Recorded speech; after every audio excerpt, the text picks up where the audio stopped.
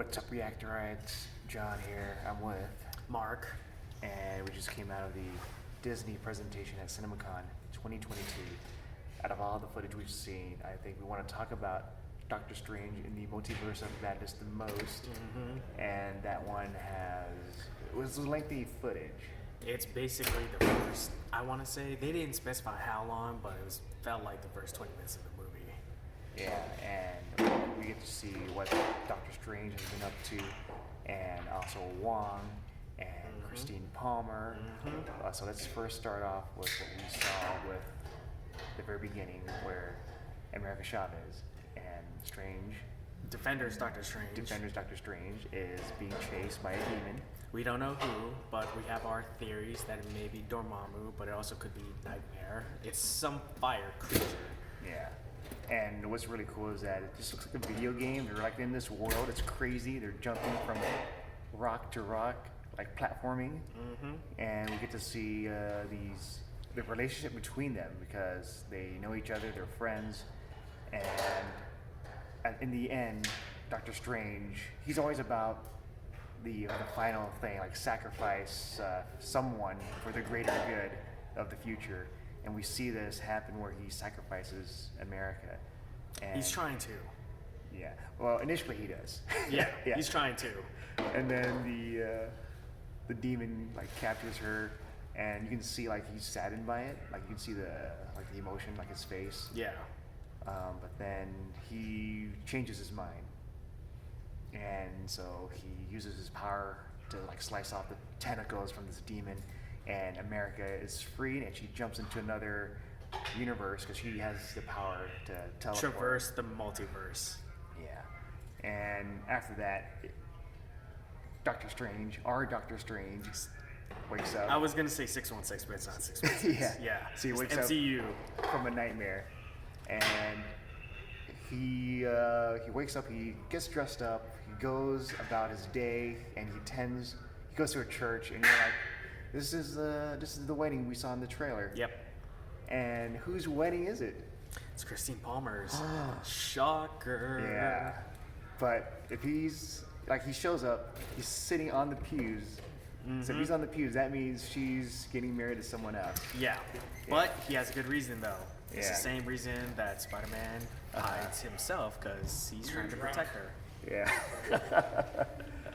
And so with the event, he was saddened by how things turned out. Yeah. And things could have been different, but he has to be that superhero. Yeah, because you can't put your loved ones at risk.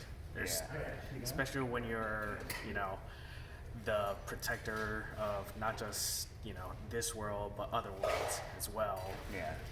Not just Earth stuff, but magic stuff as well. It's a lot of responsibility, and you can't put your loved ones at risk, or else, they'll eventually die, as we learned with Gwen Stacy. Yeah. And so as the wedding is happening, things turn pretty hectic when you see this creature that looks like Shuma-Gorath. Yeah, we all thought it was Shuma-Gorath, but they didn't outright say the name Shuma-Gorath. Yeah. But we'll see. Yeah, and it's just causing destruction in New York City, and it's like everything's invisible at first, but then Doctor Strange reveals it, and then it's like hugging a bus, it's crushing it. And America Chavez is in there. Yeah. She's hanging out for dear life, and the trusty cloak of levitation comes in and saves the day again. Yeah. As trusty sidekicks always do. It always comes in when things get a little bit hairy. Yeah, and so as that's happening, he saves her life, but then he gets knocked out by the creature, and who comes to save them? The Sorcerer Supreme. Yes, Wong. This one he's pretty badass. I don't think I've seen him like this badass before, where he's doing these flips. Yeah.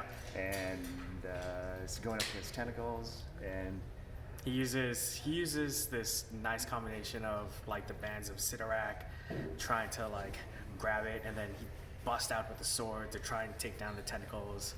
It's pretty freaking awesome to see him. To do all that. Yeah. And so like once the three of them, they figure out a way to defeat not Shuma, creature. They start figuring things out, talking about what is going on?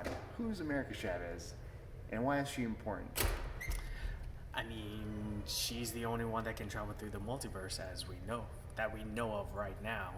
And there is a book, a MacGuffin called the Book of Vishanti, which in the comics, as we know, is a book that is basically an entire spell book of counter spells. So if the bad guys get a hold of that book, that means any attack spell that Doctor Strange throws at them, they know how to counter it, meaning that would nullify Strange's usefulness, meaning it's a book that, you know, needs to be protected at all cost, or something that Strange might learn to, you know, for his own usage as well. And the only way to get through it is through the multiverse. That little space in between where, you know, America Chavez can travel to get from one multiverse to another. Yeah. And so I do like the part where they were at the restaurant just talking about things, and they were mentioning multiverse. Like, what do you know about the multiverse? And Doctor Strange was talking about a lot. Spider-Man. He knows a lot. Yeah, he knows a lot. And so they were talking about how, like, a little bit about that, a little bit about Spider-Man No Way Home, but also they were joking about spiders. Like, America Chavez, like, what's Spider-Man? She doesn't know who Spider-Man is. Apparently, they don't have Spider-Man in her universe. Yeah. And they also, America's like, so when they shoot webs, is it out of the butt? Doctor Strange is like, what? No. Yeah. At least I don't think so. I don't want to know. Neither of us want to know. Yeah. And then they proceed to talk about how there's something where you can't use sorcery. It has to be magic. Yeah. Yeah. And that's when it leads up to Wanda. Well, there is one thing too that we forgot about, and that the dreams that we have is is a gateway to our other multiversal selves. Yeah. So if you ever have like a weird dream of yourself, you know, going through some weird stuff, that is your multiversal self in another universe doing all that stuff. It's not a dream, it's actually happening to yourself, but in another universe. I did have a dream once where it was like in a Muppet land.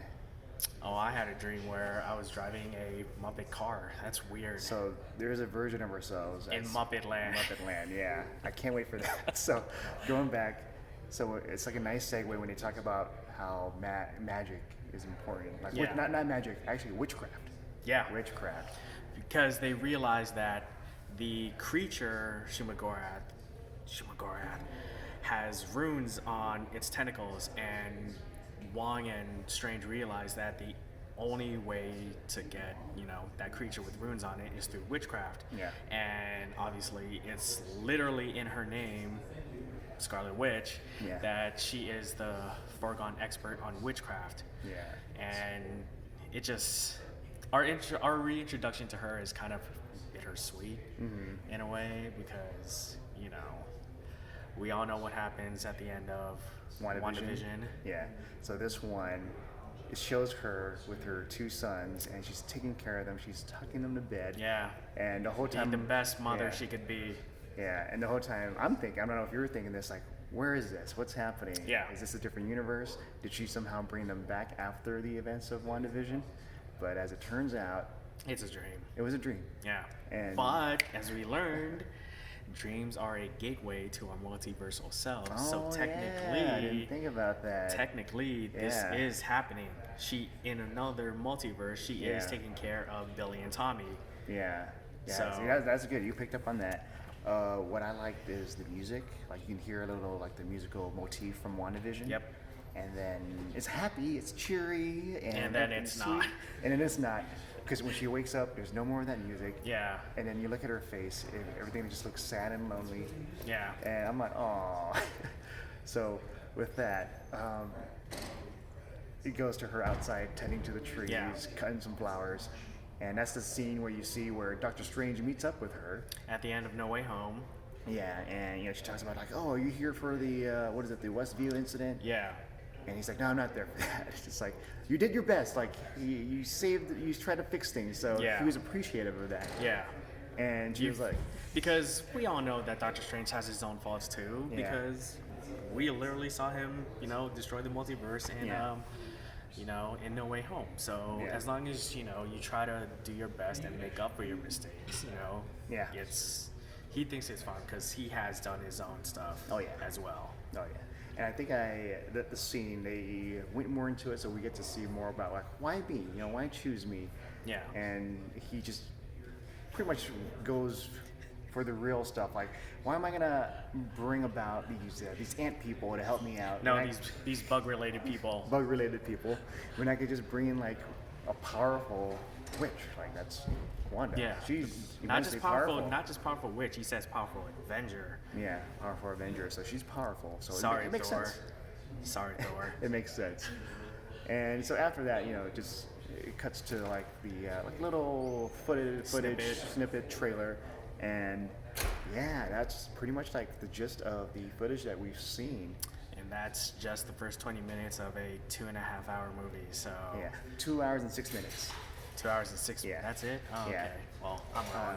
But yeah, so the movie comes out next week, so Yep. we're looking forward to it. Hopefully you guys are too. Let us know in the comment section if you're excited for it. With that said, I'm John, I'm Mark. and we'll see you guys next time. Peace.